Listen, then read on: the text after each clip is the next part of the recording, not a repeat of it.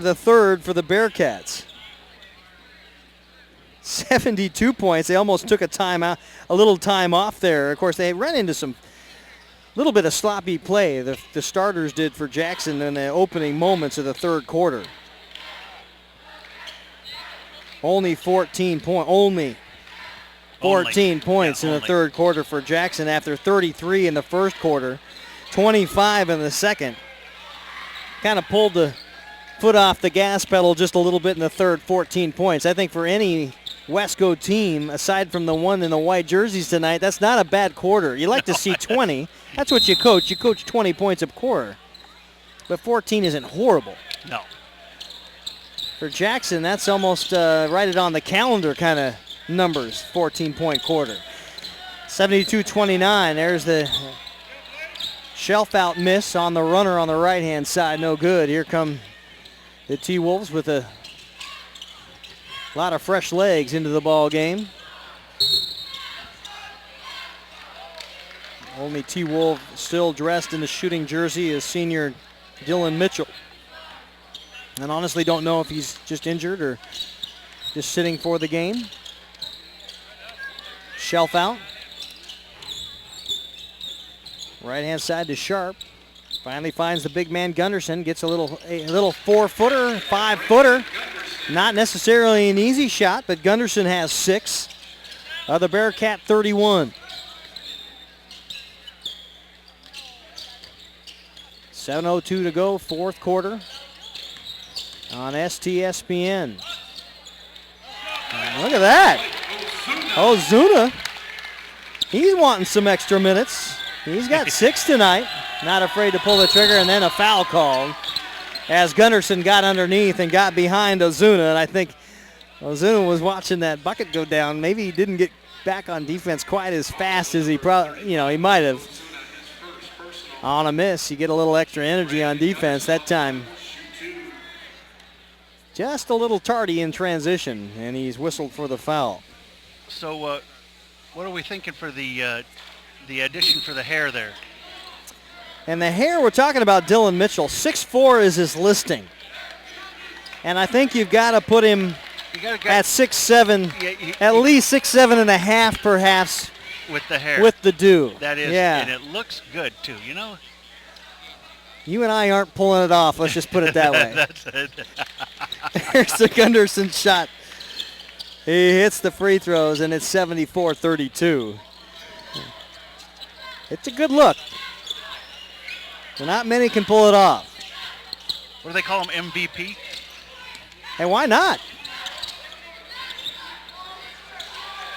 Thought about it. Mitchell now will pull the string. No good. And the crowd wanted to taste that one. They had the full anticipation on the Dylan Mitchell bucket there. And it looks like we got an offensive foul. I didn't see the contact. I didn't see what happened there. We'll have to see. Oh, there was traveling. Oh, travel violation. Okay. I didn't see an official come over to the table and give us the lowdown. And now Mitchell with it. Right-hand dribble. Gets into the double team. We'll have to back it out now between the legs. Pops it out to Roberts. Back to Mitchell. Mitchell with a little shimmy, little shiver. Back out to Roberts. He'll pop the three. No good. Rebound, Hovorka. Back to Roberts. Little 15-footer. And Holden has got 4 on the half. 7 for the game. I think we're in a running clock now, I believe. So 76-32 it should be. 44-point lead. As Spahman will come out of the game, he'll exit with 8 points. Most likely will not come back in, I would imagine. There's the shot. Lapine, no good. A rip by Isaiah Patrick on the glass. Mitchell with it, pulls through. Back to Patrick. Patrick skip pass against the zone defense now being played by Monroe. Most of these teams have played man-to-man. I love to watch a good man-to-man defensive battle.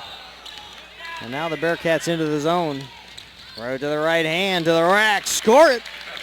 Riley Shelf out. First points of the half. He had 5 at the break. Has 7 tonight. Frank Rossi. No. Good little flick down underneath trying to find Havorka. And has it taken away. Patrick dives at it. Knocks it out of bounds. Good hustle by the junior.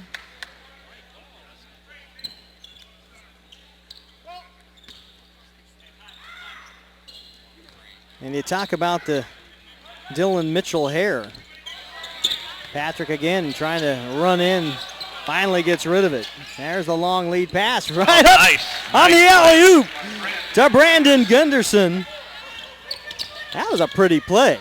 That was. Bearcats can pull one out. They got a few to show. And now we got an offensive foul on Nick Havorka.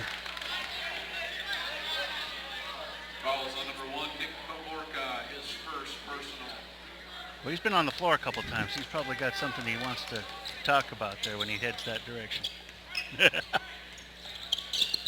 You talk about the dew, one of the important factors. As the up and under, no good.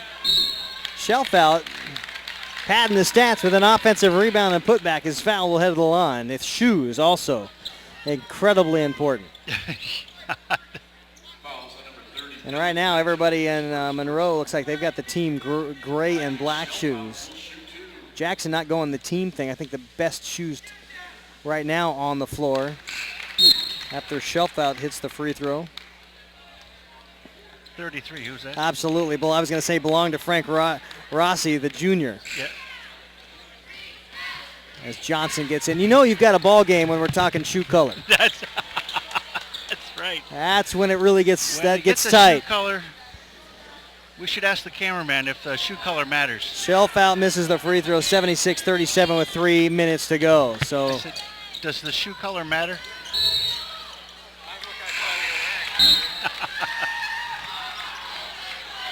I remember back in the day, of course, the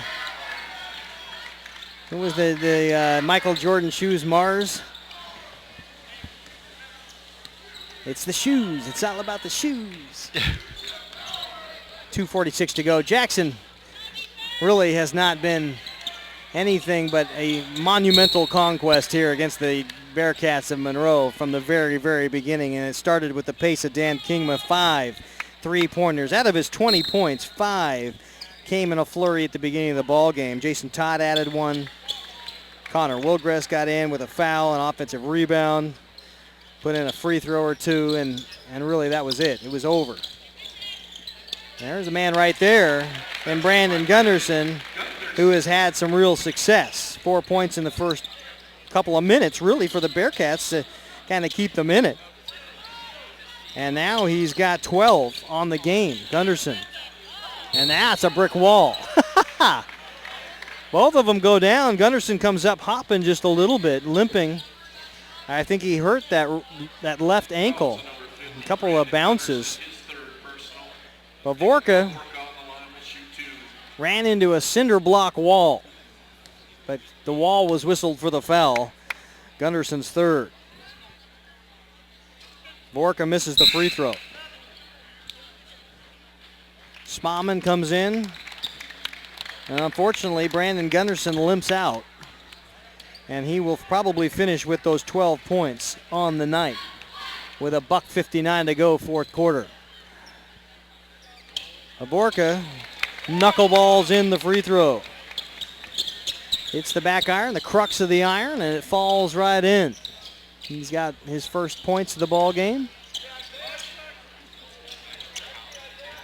Now Johnson, Alex Johnson with the left-hand dribble to Spauman. And now a little shuffle pass trying to get it by. Right there, a little wraparound pass, and it goes! Johnson! The reserves know when the minutes are theirs, boy. You're not going to see any drop in activity from the reserves in this ball game. They're going to play it. Nice little Euro step move. Mitchell can't get it to fall, and a minute to go now, or coming down toward a minute to play in the ball game. Jackson will remain undefeated and go to 6-0 on the season, 11-0 overall. That's 7-0 in the Wesco. There's a foul call. The only one so far that can really challenge as far as record goes are the Arlington Eagles. Jackson leads the league, the only undefeated overall. Arlington undefeated, also that 6-0 record in their Wesco conference play as Chartrand misses the free throw. What are they overall? Overall 10-1.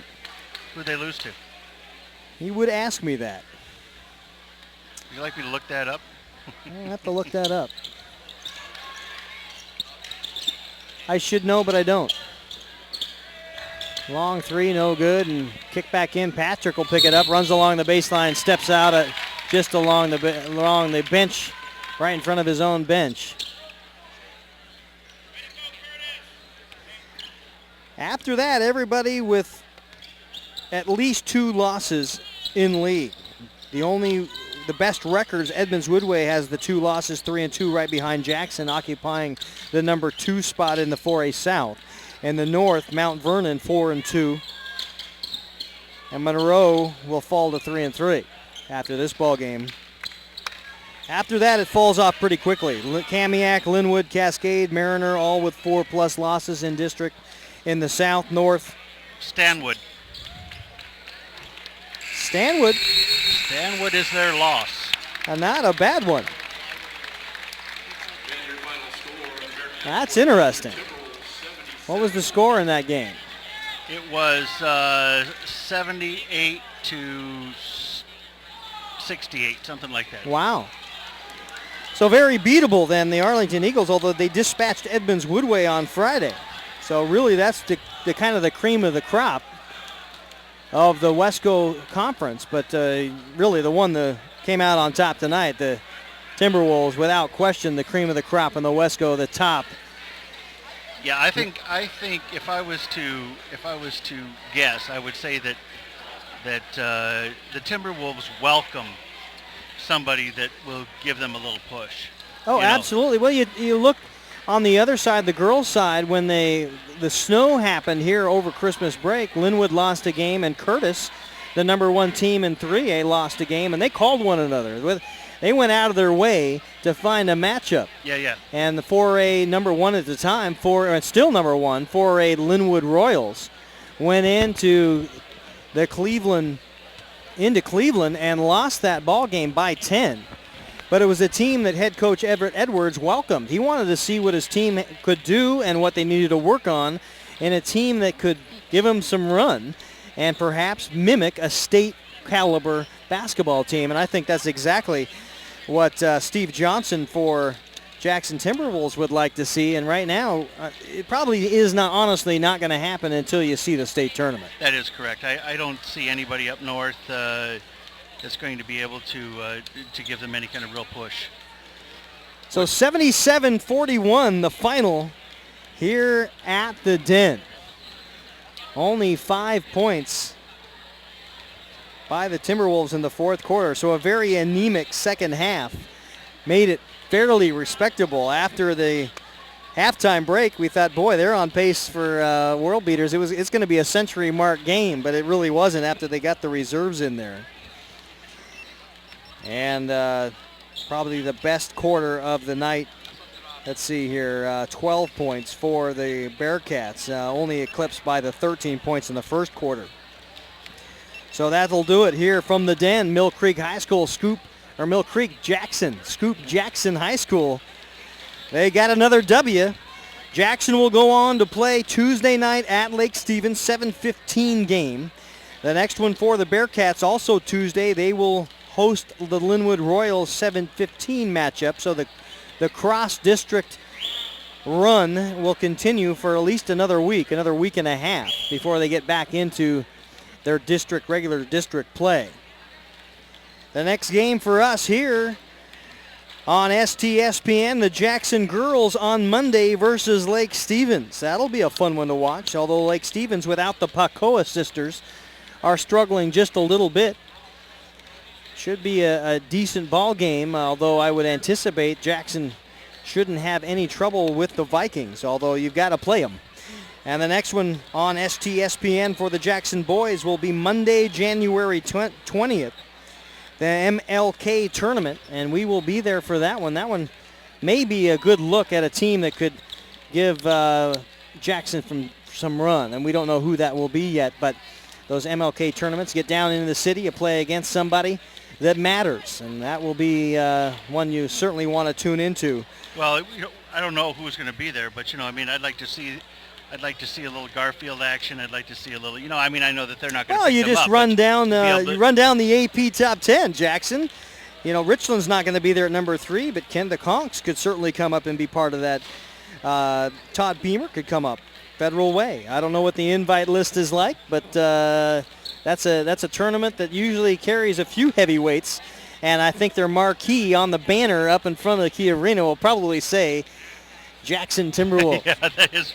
Well, that'll be the draw. As just like everybody else, if we're covering them, we've got some good traffic too. So it works around the.